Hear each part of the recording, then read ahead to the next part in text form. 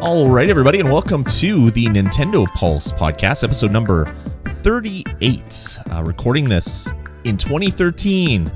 It's been a whole year since we last recorded, Steven. It has. I guess it hasn't been a whole year, but a year has happened since we last recorded.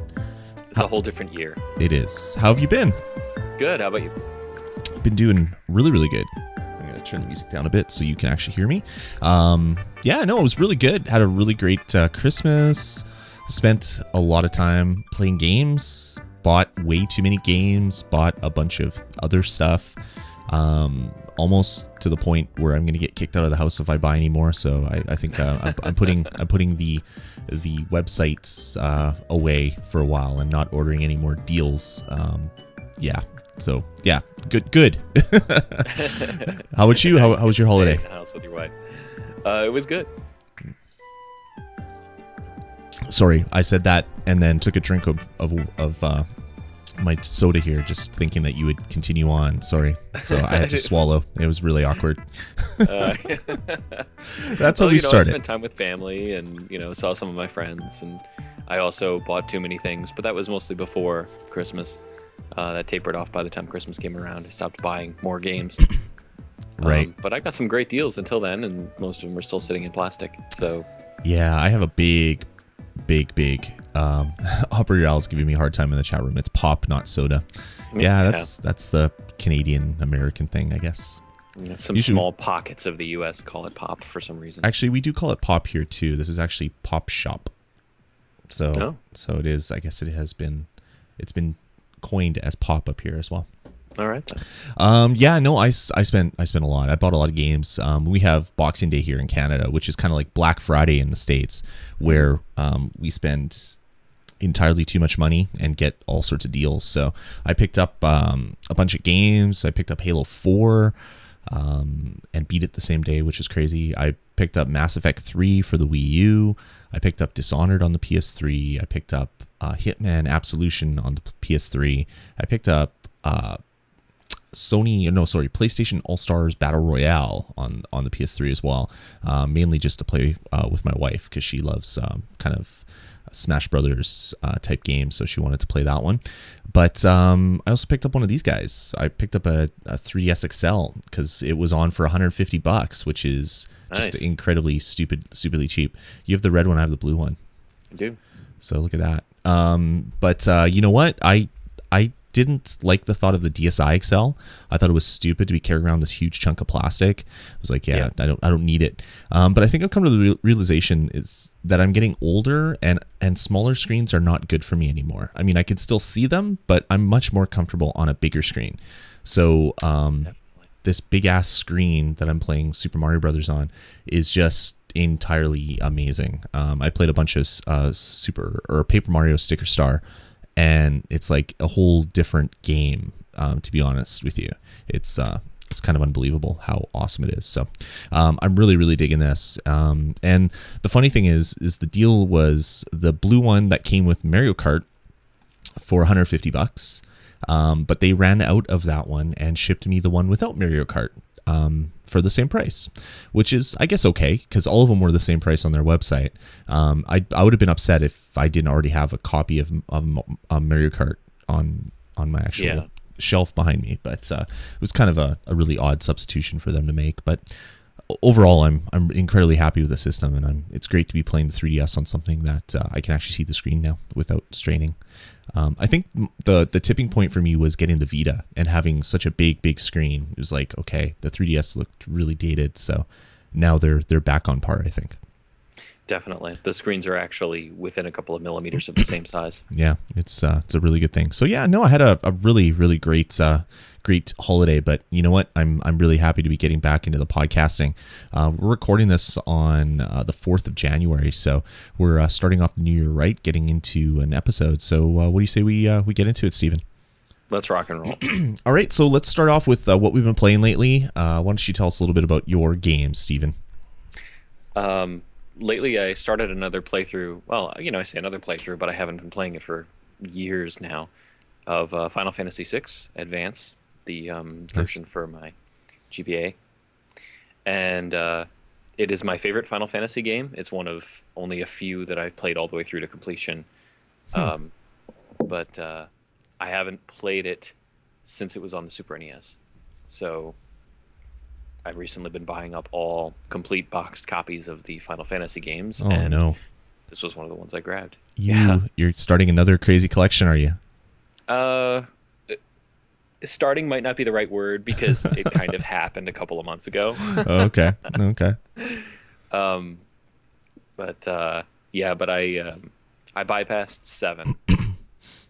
I picked up a copy of it on Amazon a few months ago, and it was listed as like very good condition, and it came to me and it was beat to hell. It was not even close to acceptable, and I returned it, and I haven't bothered to replace it because I really didn't like seven. So, but Really? but yeah, You and Jeff should get together because Jeff Ward doesn't really like 7 either. yeah. I mean, if I had had a PlayStation 1 when seven came out, and I'd had the experience of playing it when it was new instead of when it was about 4 years old or 5 years old and playing it on PC. Um, that was it just was very disappointing in terms of the visuals and stuff like that. Hmm. And it was still at that stage where um, home console graphics they were just getting the developers were just getting the hang of making 3D games for home consoles, the ugly ass PlayStation 1 games. And that was what really bothered me about that. I think it was just hard to get into it. Right. That's cool. I do like 6. I prefer 4 because I played that one like so much on the Super Nintendo. But Final Fantasy 3 or 6, as it is in Japan, was a really great game as well. Yep. And four, the first one, and then 4, 5, and 6 are the ones that I've played through to completion. 5, I played a fan translation emulated Mm, years ago. nice. But 4 and 6 I played through on the Super NES. Just Cool. like you did. Tons and tons of time. Yeah. And they were expensive too at the time. They were like $100 for the cartridge. It was stupid. It was like $90 plus tax or whatever. I was lucky enough to have a friend I could borrow them from. Yeah, me too. I bought Street Fighter, and then I traded Street Fighter or we traded games for a month or whatever, and I would get Final Fantasy 2, and then he'd trade back, and then he'd be like, yeah, I want Street Fighter again. I'm like, good, let me play Final Fantasy 3. So he'd trade that to me, and I played it a lot because of that. Great. So yeah, and aside from Final Fantasy 6, which I'm probably only about an hour and a half into at this point, played some Torchlight 2, some more Nice. Torchlight 2. I've got a new Game Plus character. I've got a couple of veteran characters. That game just does not get old. Wow. It is really, really good. And Terraria. I'm closing on my 270th hour, according to Steam. What? Really? Yeah. What's It is why? crazy good. It's so addictive. It's incredibly addictive. I mean, I've played it, but Mm. I don't know. It didn't really catch me. I guess not like you. It took probably about an hour or two to really hook me, but once it had me, it never let go. I mean, Huh. I've been playing it for months now. I stopped for maybe a couple of months of that. I mean, I played it for a few months, then I stopped for a couple of months, and I just started playing it again. And I've got so many hours into this world, and I've dug all these tunnels through the underground. I have these like effectively freeways that I can run through my world in, where the walls are made of bioluminescent mushroom grass. So I'm like deep in the like blackness of the earth, and I'm running through in these bright blue glowing tunnels, and with my adamantite sword just swinging. Wow. It's great. Wow, It's just crazy fun. You're the Terraria super nerd, because I couldn't even stomach it for very long. It's like dig a hole, die. It's like, oh yeah, it's kind of like Minecraft but 2D and more kind of quirky. And I was like, okay, that's enough of that for me. Yeah, it took me a little while too, where I was just like, first time I played it, I was like, I can't even figure out how to control this game. It's using the key controls and the mouse at the same time was just too weird, and I gave up on it for a few weeks. And my brothers were like, this game is great, you really got to try it some more, give it another chance. So I went back in, and And that's that. it's just awesome. Oh. 266 hours later, I'm still playing it. Maybe I'll have to give it another chance. Mm-hmm. Maybe you've swayed me on Terraria. Sure. Well, I'll set up my world and I'll open it up, and then you can pop over and you can visit, and I can show you some of the things that you can see late in the game. But if you're just a regular character and you haven't built up your stuff to like hard mode level, because you'll unlock hard mode at one point, and everything in the game gets much, much harder. Good name for it. It's not descriptive at all. Not at all. So you're going to probably get killed a lot in hard mode, but you don't really lose much for that. In fact, I could give you some really cool armor. I have a whole museum in my house in there full of suits of armor and little costumes and stuff. Like I have a little Link costume, a little Mario costume. It's really neat. That's hilarious. That's awesome. Mm-hmm. Well, good to have the quirky game that keeps coming back. Oh yeah, and it was. I think did I get it as a gift? Yeah, it was gifted to me. So for $0, I've gotten 266 hours of gameplay and counting. You should complain to the person that gifted to you that they didn't give you a good enough gift. I mean, that's entire. It's a big waste of time there. Wow, it is. That's life I'll never get back. Awesome, cool. Well, I've been playing a lot of games over the holidays. I've actually beaten games, which is an odd thing for me to say. Like I beat Assassin's Creed 3. On the Wii U, I beat Assassin's Creed Liberation on the Vita. I beat Ravensword 2 Shadowlands on the iPad, and then I picked up Halo 4, as I said earlier, and I sat down and I played and I beat the campaign in one sitting. I love it. I'm really upset that I didn't pick it up when it first came out, so I would have had a lot of people on my friends list that were playing, so I could have done co-op and played through on like legendary co-op. Would have been a lot of fun. I'm really kicking myself not to pick it up on launch day, as I have every other Halo game, so that's I learned my lesson. Maybe I'll do that with Halo 5 or whatever. But lately I've been playing a lot of Mass Effect 3 on the Wii U, and I've said this to a lot of people. I'm really digging how kind of the core games kind of feel on the Wii U using the gamepad. I didn't really think that I would like it, to be honest. When the Wii U was first announced, it was like, all right, this is gonna be my Mario box. This is gonna be from all my Nintendo exclusives, and that's about it. And then when some of the cross-platform things were announced, I was like, okay, I'll check it out or whatever.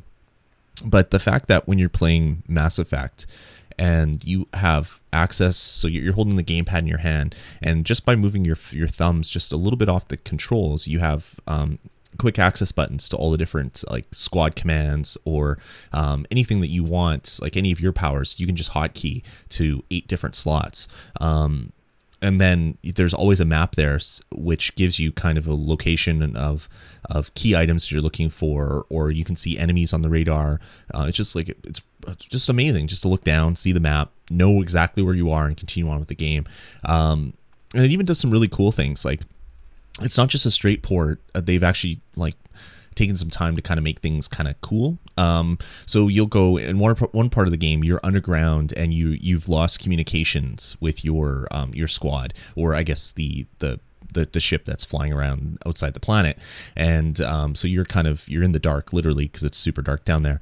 And in the game, apparently, if you went to look at your map, you wouldn't see anything, but on the Wii U, you always have a map there. So when I look down at the map, instead of showing a map, it's showing like all these like squiggly lines. It looks like interference. So you can kind of see some of the map, but everything's kind of like shifting and squiggles. And it's like, okay, that is really cool. And that just, cool. It just kind of like, it kind of pulled me in. It's like, okay, this is like a device that I would have on my arm. It's like my Omni tool or whatever the thing is.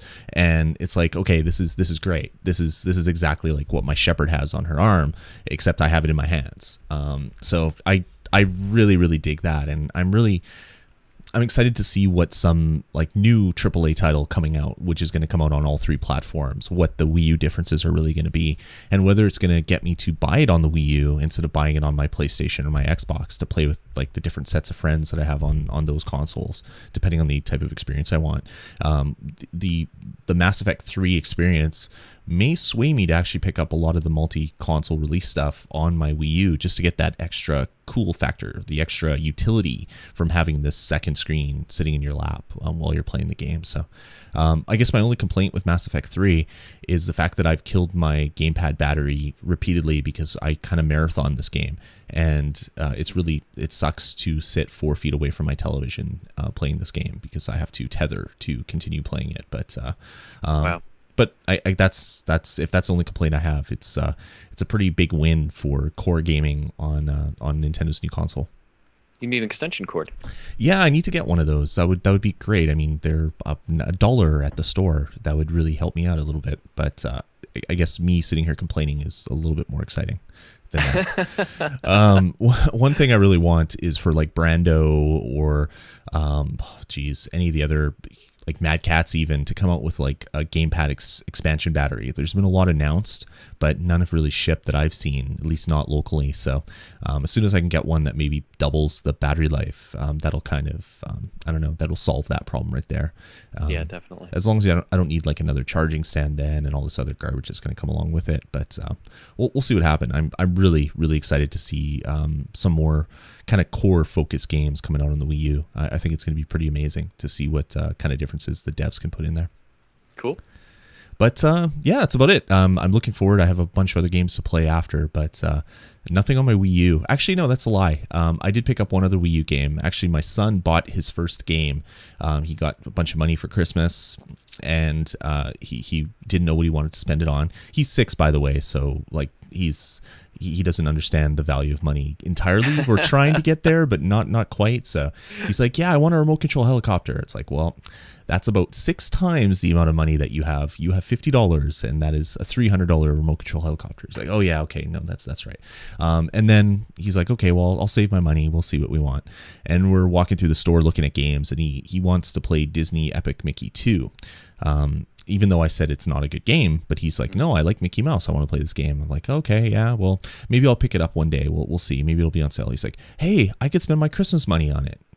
And I'm like, yeah, I guess you could. It is your money. It's not the best game. You might not be able to play it. He's like, no, I want to get it. So I was like, okay, fine. We'll pick it up. Picked it up, put it in, and this game came out simultaneously on the Wii and Wii U. And I don't think they did any sort of optimization to make it run better on the Wii U, because the opening cinematic leads you into Mickey waking up in his bed and jumping out of his bed. And as you walk to the end of this hallway at the end of his bed and then turn the corner, the frame rate just kind of goes jick, jick, jick, jick, jick, jick. It's like, really? You didn't play test the first 30 seconds of your game to see that there wasn't like frame rate issues? And then there's a whole bunch of camera issues. It uses 2 players, so one can play with the the gamepad, and the other one can use a Wiimote nunchuck. But the cursor control is like super choppy, so yeah, not a good game to play on your Wii U. So hopefully that's the last of really bad ports on the console. I've seen some really mixed reviews for that game, though. I mean, the game itself seems okay. It just, I guess I'm a little bit disappointed that they didn't spend a little bit of time to polish the game a little bit so it runs better on the system that is like 8 times as fast as the Wii. It's like you could have fixed the camera problems. You could have fixed the choppy frame rate. You didn't have to up-res any of the textures. Keep it crappy and just like auto scale it to 720p and then fix these like chuggy frame rate issues. But no, they didn't decide to do that. Wow, that sucks. Mm-hmm. But yeah, that's about it. That's enough games.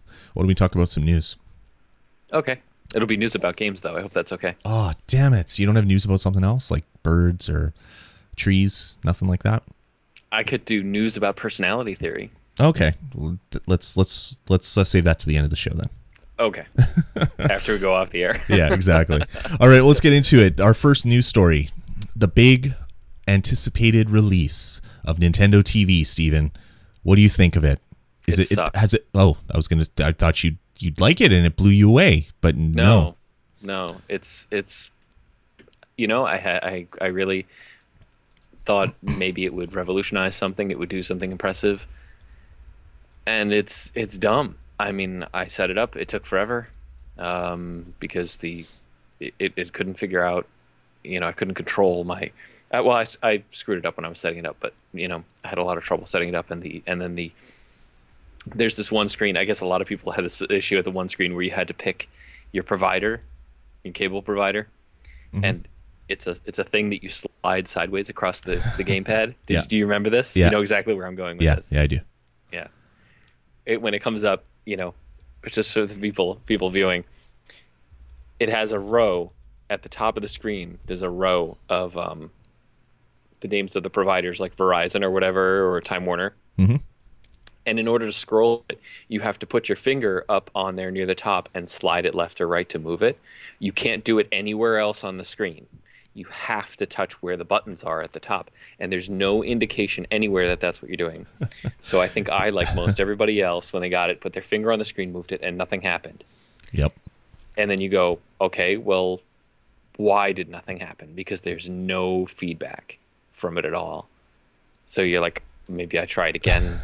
Maybe I used arrows. Arrows do it? Arrows didn't do anything. No. Just crappy, thrown together, sloppy, slow, feature poor. It sounds like I'm describing just about every aspect of the Wii U interface, doesn't it? Yeah. I had the same experience with you, where it wasn't scrolling and I was like, what's wrong? And then I touched the icon and flung it. It's like, okay. So they're doing kind of like the iPad thing where you grab elements of the interface to move it. It's like, okay, I get that. It would have been nice if they had like some arrows pointing up, like choose your provider above, and it had like little arrows on the side. That would have made more sense. To me, the problem was half of the icons that showed like the logo of the provider didn't show up for me. So there was like big swaths where it was just like white. So I'm scrolling and then there's just words, and can I click on that? And my cable provider was listed 6 times, and I don't know what the difference between the 6 are. It's like Shaw Direct, Shaw blah blah blah blah blah blah blah blah blah. It's like, okay, well, which Shaw blah do I have? And it's like Shaw Package A, Shaw Package B, Shaw. Oh God, I got that too. It's like, I don't know. I just figure it out for me. Just Shaw. That's who I have. I'm in Winnipeg. And yeah, it was terrible. And then so I chose the one I thought I had, and then all the channels started at like 300 or something. It's like, okay, that's obviously not the cable package that I have, but it's like, okay, whatever. I don't care. I don't care. I don't think I'm going to be using this. I don't have a DVR that you can connect to Nintendo. I'll give you. I'll look at your boring interface for a little bit just to see how it is, but I don't think I'm going to use you, which kind of sucks because I was really excited about this. Yeah, that's exactly what my experience of it was. I looked at it and had it all set up, and I'm like, why would I even use this? And the fact that it doesn't communicate with my DVR, the fact that I'm constantly having to switch the interface on my TV anyway. Yeah. I mean the input on my TV anyway, and I can't use the gamepad to change the input on my TV because there's no exit button. If I change the input menu stays up on the TV until I pick up the TV remote and press exit. Oh, really? Yeah. Oh, okay. Mine times out after a little while. Yeah. Mine doesn't. Or I hit enter, and the enter button makes it go away as well. Yeah.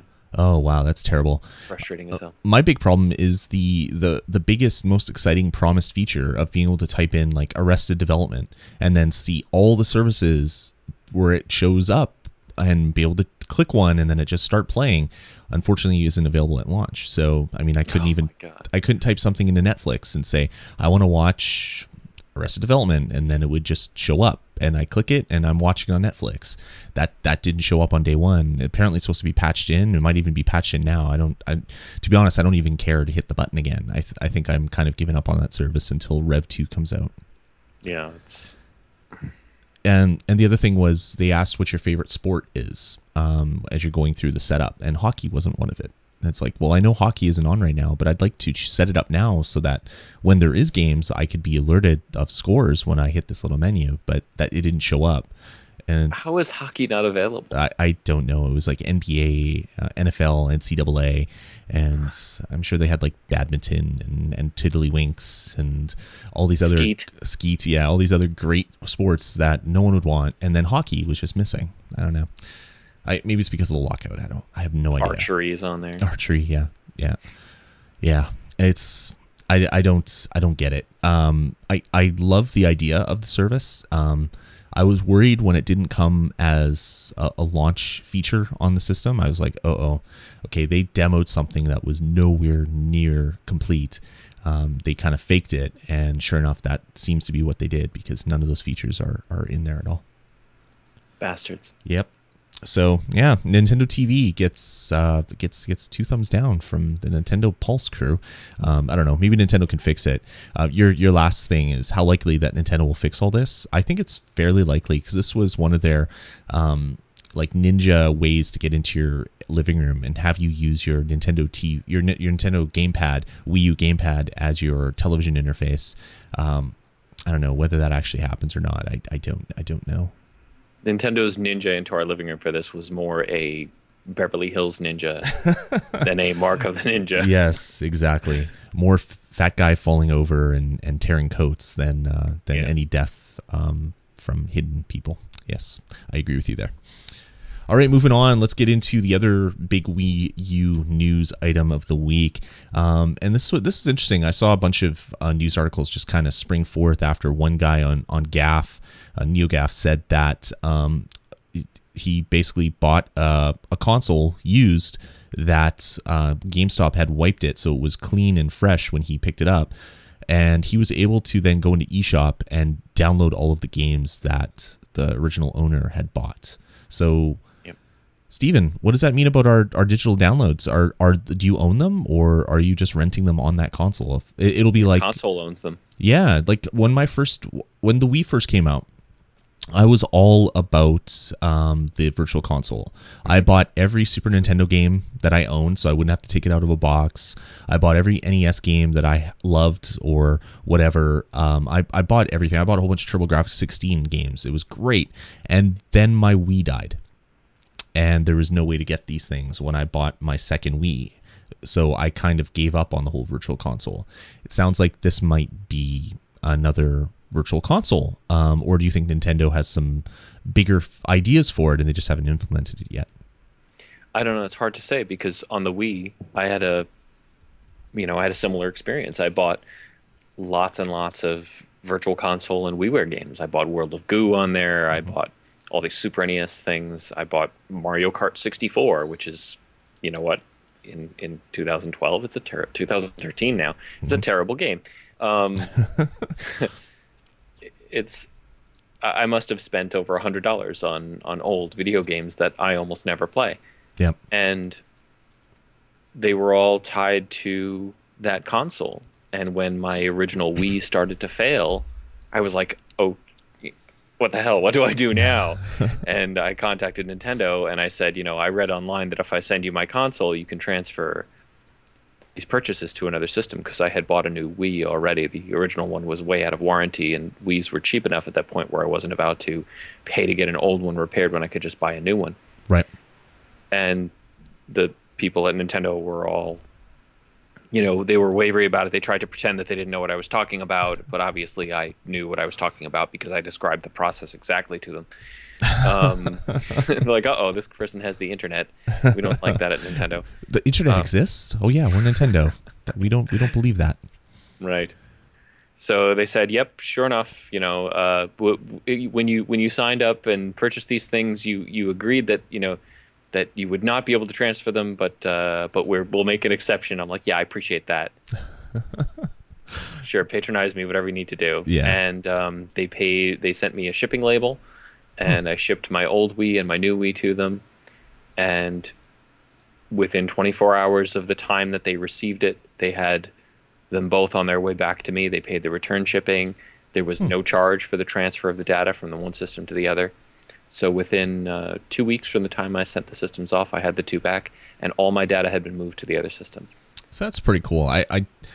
I don't think that was available when my Wii died. Like, my Wii died pretty early on. It was one of the ones that had bad VRAM chips, so you would be playing a game, and after about 5 minutes of playing the game, I guess the chips would warm up, and then you'd get these weird artifacts, and then another 5 minutes later, the screen would go black.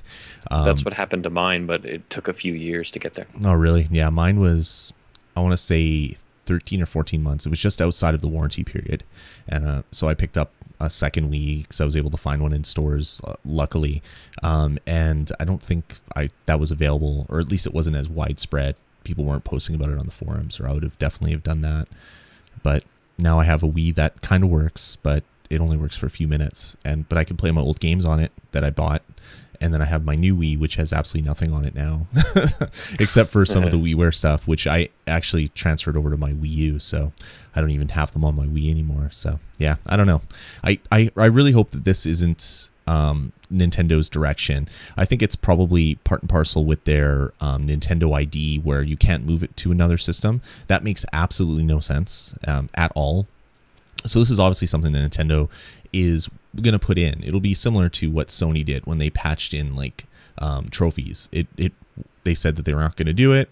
Obviously they were working on it, and then they said, oh yeah, look, we have achievements, but they're called trophies, and this is the new system. So I'm sure Nintendo will have that, where you'll be able to have the same ID on your 3DS as you will on your Wii U, and you'll be able to sign in and see all of your friends. Maybe your friends will be shared between them. There must be some other big service that they're thinking about. It would just make sense, and hopefully that's something they're going to talk about at E3. But we'll have to see. I really hope so. If I were you, I would call Nintendo and I would see if they could do anything for you in terms of merging the data from your one Wii onto the other, and then you could remigrate that over or something like that. You may have to send the consoles in to do it, but I think that they'll probably be able to help you out. Maybe. My problem is I've already done the migration, so if I migrate again, it deletes all the old migrated data, so you can't merge it. Yeah, I don't know. That's why I'm thinking maybe send the two to them, send your old Wii and your Wii U to them, and see if they'll put everything together for you. Yeah, that's an idea. Maybe I can do that. I'll think about it. It kind of really sucks, and it makes me just want to play like an emulator. Like, I bought the games and I should be able to play that ROM now, so I feel less guilty doing that. But at the same time, it'd be really nice to play it on my Wii U, be able to jump into like SimCity on the SNES or stuff like that. That would be really great. The other thing I'd suggest is, when I had that issue on my older Wii, when it started to have that problem, I was able to prevent it from overheating by using the composite cables instead of the component cables. Oh, okay. When it was not doing progressive scan, when it was not going over the digital cable over the component cables, it wouldn't overheat, and I could play it indefinitely. That's interesting. So, yep, it makes it a passable Netflix box, and it's okay for Virtual Console. Everything's 480i, right? But it's better than nothing. So yeah, exactly. Basically indefinite play. If it works for you, I mean, who knows? Maybe that workaround won't work for you. But that Wii is now at my sister's house. The broken one is at my sister's house using a composite cable, and they use it all the time. Works fine. So. I have to see if I could find composite ports on my television. I don't think I have a TV that has composite ports on it anymore. To be honest with you, I guess you could just plug it in to where the components go, and it just won't use the extra 3 video signals or whatever. Maybe that'll work. I don't know. But yeah, I don't know. We'll have to see what we can do. And Nintendo, I mean, this obviously has been blowing up on the internet ever since the first NeoGAF post came. So I think this is going to be a huge issue. And Nintendo's definitely going to have to address it. Yep. Maybe they'll release one of their stupid Nintendo Directs to talk about this, that it's coming in the future, because that's obviously not as intended, especially when if you buy a game, it's tied to your Nintendo, like Club Nintendo ID. So obviously Nintendo knows that you own it because it's tied to your ID. They should be able to then tie that purchase back to a new console. But yeah, I guess it's maybe the fact that you can't move your Nintendo ID from one to the other yet. Maybe they just haven't linked those two records in their database somehow. Maybe they need to get some database people to come help them, because that's very difficult to do. Oh, it is. It's, how merging databases is.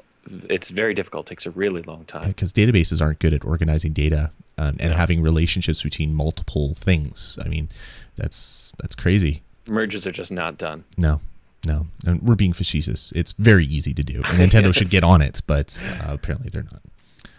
So yeah, so hopefully this will blow over and Nintendo will come out and say, yeah, we know this is possible right now. It won't be possible in the future.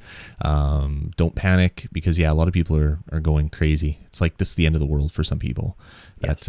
That DLC and digital downloads are dead on the Nintendo platform, and they've killed developers because people are just going to start trading consoles loaded with games to each other. It's like, okay, that's never going to happen. But sure, I guess if people want to do that, that's possible. You could buy 10 games and then loan it to your friend for $50. And then they give it back to you in a week and you loan it to someone else for $50. But at that same time, they have to spend like most of that week downloading the titles because they're god awfully slow to download if they're a large game. So yeah, I don't know. I don't think it's such a huge issue yet. I think Nintendo's going to address it, but we'll see what happens. So what else? What other bad Wii U news do we have, Steven? It's not that bad, I guess. What do we have? That the gamepads are region locked? Yeah. So you can't order a Wii U from Japan and use that gamepad with your American Wii U. Yeah, the firmware in them, I guess, is locked by region. Yeah, which, as you were saying in the pre-show when we were talking about it, this is the first instance of a controller being locked to the geographic area where it is sold, which is a really, really odd thing. Nintendo likes their region locks. I don't get it. I really don't. They say it's to protect the kids. It's all about the MPA ratings or the RI. No, what is it? What's the ratings on games? ESRB. ESRB. Wow, I forgot that acronym for a second there. It's ESRB in America, and then it's like PEGI in the UK, and it's something else in Japan. PEGI 18. Exactly. All the trailers I watch online, it's like, this trailer is rated PEGI 18. And in Japan, it's something else. And obviously, they could figure a way to equate all of them to each other. So a T is PEGI whatever, and it's blah in Japan, or they could just not allow you to have that content. But no, Nintendo has to region lock the things. But it doesn't make sense at all that their gamepads are region locked. That I don't know. As you were saying, and they're wireless. Yeah. There's really no excuse. No, exactly. It's not like you need extra cables to hook it up. It's we were kind of chatting a little bit before, and you'd said maybe it's obviously, or it's probably to prevent one country from cannibalizing another country's stock when they start supporting a second Wii U gamepad. So say Japan gets it first, and then everybody from the US imports them. That's possible, but maybe it's something to do with their television interface that's built right into the Wii U mode, because you can actually take up the gamepad and you can hit the TV button and you can use it as a remote control without having to turn on the Wii U. That's true. So maybe there's something to do with like the RF spectrum. Maybe there's some sort of licensing, and they license the gamepad specifically to the North American location because that RF spectrum is different. I doubt it, because it's not like it's a wireless transmission protocol. It's line of sight. I don't know. I don't really know what it could be other than Nintendo wanting to protect their big sacks of money. Yes. And that would be what it is. And Nintendo, when I think of Nintendo lately, I think of big sacks. Yes. They're not printing money like they used to, but they still got them big sacks of money. All right, moving on. We got some big news coming up in a couple days here. The Pokemon Company is teasing some big news next week. Steven, are you excited for what's new in the Pokemon world? No, because I'm not an 8-year-old boy. Yeah, I'm the same way. I don't play Pokemon. I know Quacko in the chat room. He still loves his Pokemons, and we chat. Sorry, Quacko. We chat about it on the Touch Gaming every once in a while. I've bought probably every second release of Pokemon over the last few years. Or wait, maybe that's not right. I picked up Pearl to play, and I can't remember which one I had before that. But whatever, it doesn't matter. I'm not super excited about any new release. So I don't know what the January 8th big news is. On the Pokemon Company website, they said, Pokemon fans, mark your calendars.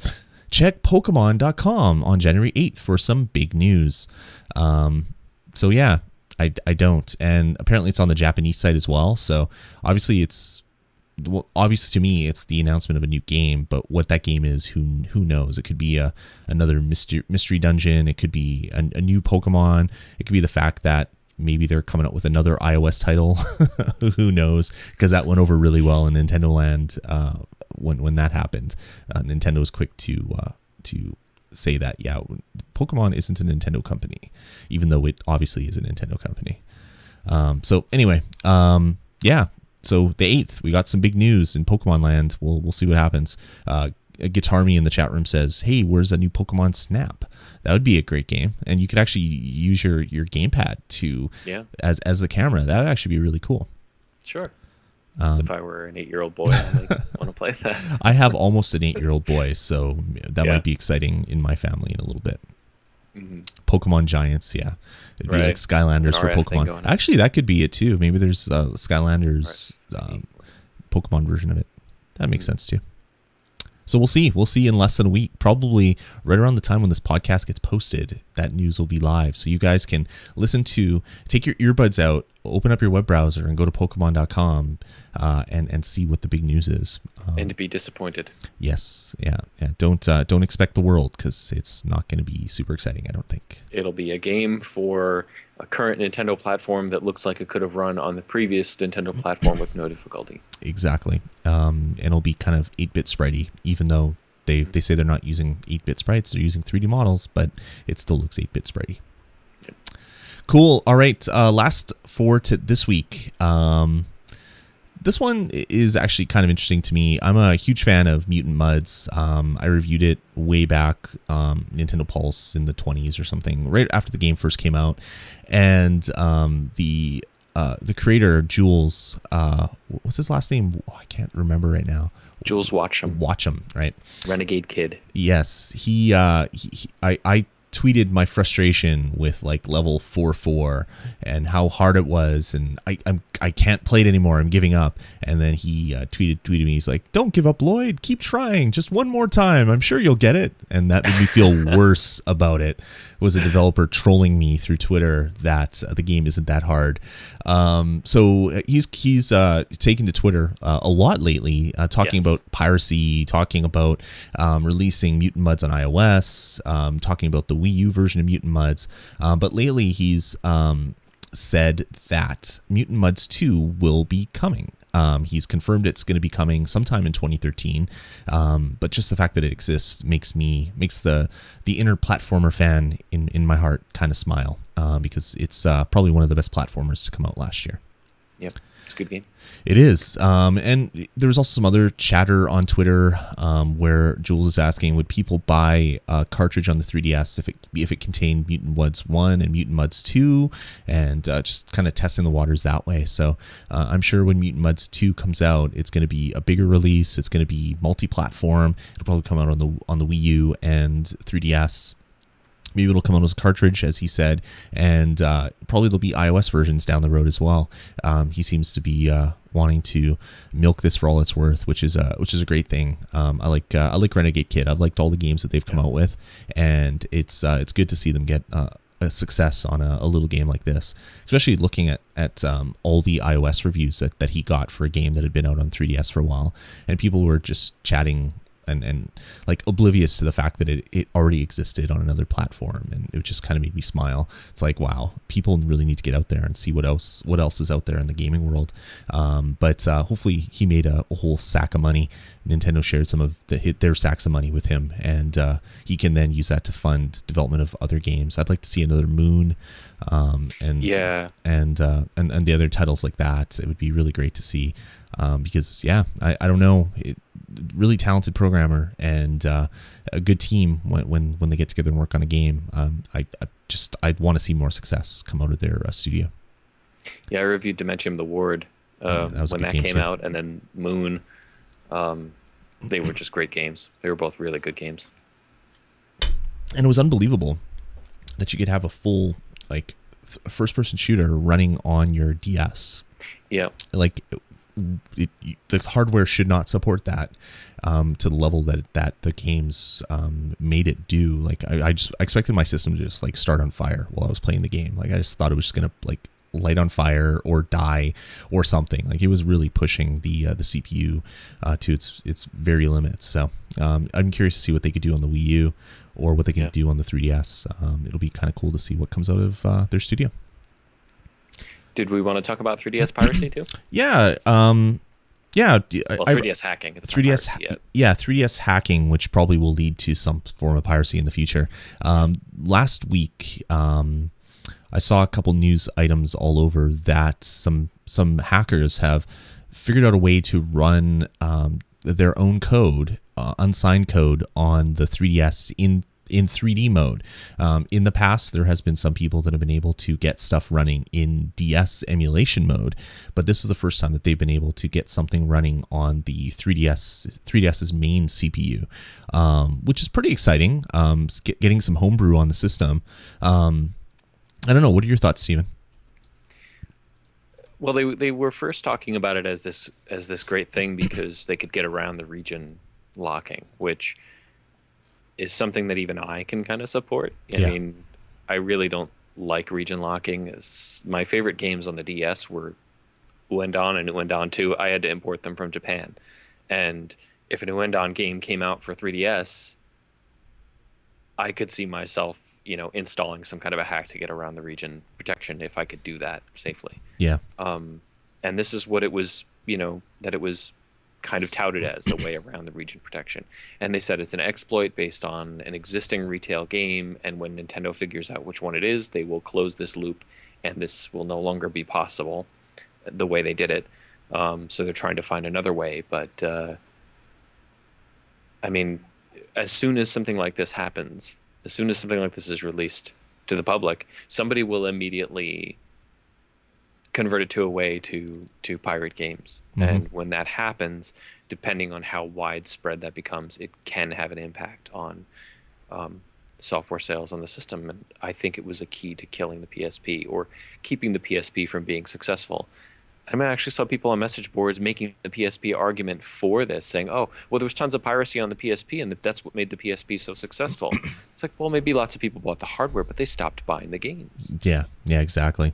And I mean, on one side, I can kind of see that argument, because developers, they look at the install base of a particular console before they can say, okay, we're going to spend X number of dollars to make a game for that platform. So it might get new games announced for that platform, but then when the developer sells 50 of the games that they spent $10 million developing, they're never going to make another game for that platform. So at the same time, the platform that has kind of won out every generation has been the one that has had some form of piracy on it. PlayStation won by far that generation because people could easily mod their system, and that sold a lot of PlayStations, and it sold a lot of people, and there's a lot of word of mouth. But at the same time, I mean, especially nowadays when you have a console or a platform like iOS where you can buy games for $1, the fact that the whole try before I buy kind of mentality that people try to say, yeah, I want to play the game first before I spend my $40, just doesn't make sense anymore. Like if you want to play cheap games, buy an iPad and play those games. So I don't know. I can see the arguments on both sides. I just know that if piracy is available on a console, most people that have access to that mod or that loader card or whatever the heck it is will not be buying games because they're doing it to steal. So yeah, if this thing comes out and there's some way to prevent pirated games from running, that is an amazing thing. And it would get homebrew on the console. It would get the region free support on the system, which would be really great.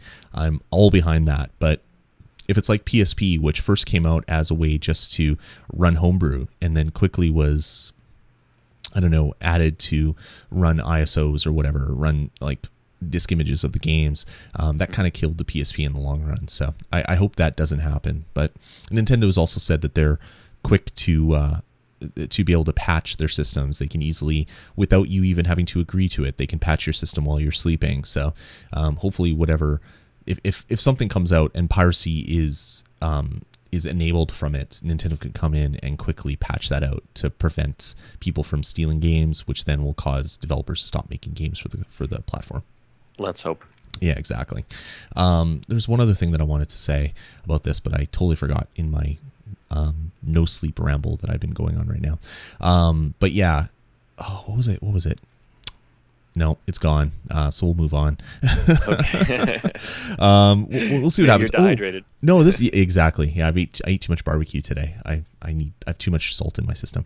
The one thing that I hope this does is if the hack comes out and then all the homebrew developers come and start releasing some homebrew games on it, Nintendo will see that as, hey, let's join them instead of trying to beat them, and they release some way for someone to create cheap games and release them on the system without having to apply to become a Nintendo developer, without having to spend $10,000 on a development kit. Allow more like the iOS model or the Android model, where pretty much anybody with a few dollars can write something and then submit it for verification and approval and then sell it on their version of the App Store. That would be really great if Nintendo would open up their market to that. Then you could see people that are releasing really, really awesome games on iPad that aren't as good because they don't have physical controls. Then they can put out a version for Wii U or put out a version for 3DS. And that would be a really huge plus for Nintendo. Definitely. So I don't know. That's kind of the one kind of nugget that I'm sort of holding on to. Like, I hope this happens because maybe this will happen because of it. And fingers crossed. Yeah, exactly. Because I'd love to play some independent developers games that I've been loving on my iPad. I'd love to play them on my 3DS. I just, the physical buttons just make games so much better. Definitely. But yeah, we'll see what happens. All right, man. I think that's going to about do it. This is a bit of a quick one for the first show of the new year. Everybody's still in holiday mode, I guess. There isn't that much news coming out. Everybody's still digesting turkey and other stuff. Yeah, give it a couple of weeks. We'll have another heap. Yeah, exactly. Well, let's put on some music and let's get into the end of the show. I just want to say thanks everybody for subscribing and staying subscribed to Nintendo Pulse. I got a lot of feedback from the last episode that people were super happy to have it back, and no one's happier than myself to having it there, and also having Steven on as a co-host is going to be great for the show because he's a great gamer as well, and we both have a lot of Nintendo love. So it'll be great for the show, and moving forward, you can start to expect Nintendo Pulse to be an almost weekly show for the next little while. We're going to try to put out a show every week. Of course, there'll be the odd week that we won't be able to just because of scheduling and other stuff. But stay subscribed because there will be a lot more Nintendo Pulse coming in the future. Let us know what you think. Head on over to vgpodcast.com. You can click contact us at the top of the page to shoot us an email. Email us directly at vgpodcasts@gmail.com or call a voicemail line, which is area code 505-VG-Podcast. So thanks again, Steven, for joining me. Thanks for having me. And we'll talk to you guys probably in about a week's time or so. Take it easy, and Happy New Year, everybody.